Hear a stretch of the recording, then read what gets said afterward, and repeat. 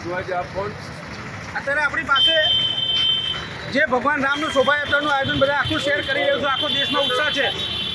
એ ઉત્સાહની સામે અમદાવાદ મ્યુનિસિપલ કોર્પોરેશનના દક્ષિણ ઝોનના અધિકારીઓ, દક્ષિણ ઝોનની ગાડીઓ ભગવાન રામની ઝંડીઓ કાઢી રહી છે.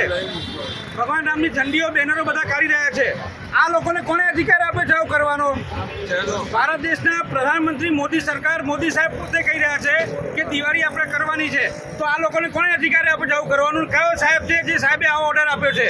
આ તો દક્ષિણ ઝોનની ગાડી છે. ગાડી નંબર કેમેરો આ બાજુ લાવો, ગાડી નંબર બતાવીએ.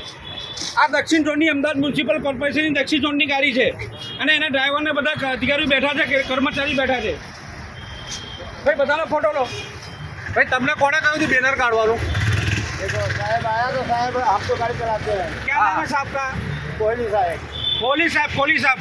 ભાઈ કોહલી સાહેબ નામ આપી રહ્યા છે. હવે આ કોહલી સાહેબ હિન્દુ છે કે નહીં એ ખબર નથી પડતી. આ બાજુ પાછળ લાવો, કેમેરો પાછળ લાવો. બોર્ડ બતાવો, બોર્ડો બતાવો.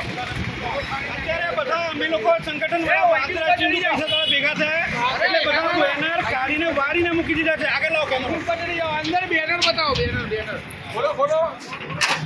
બીજો વાજે ને ખોલો.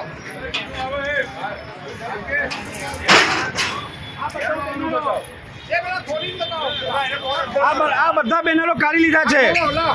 આ ભગવાન નામના બેનરો બધા કાઢી લીધા છે.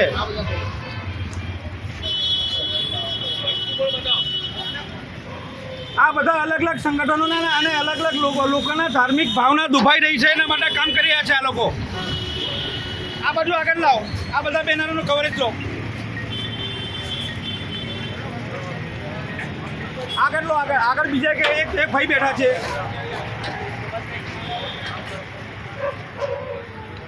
ભાઈ તમારા સાહેબનું નામ બોલો. આ પણ આવે છે કેટલી વાર અડધો કલાકથી અમે એમના સાહેબને બોલાવી રહ્યા છીએ અને સાહેબ ફોન નથી ઉપાડતા અને અડધો કલાકથી કહે છે આવી રહ્યા છે.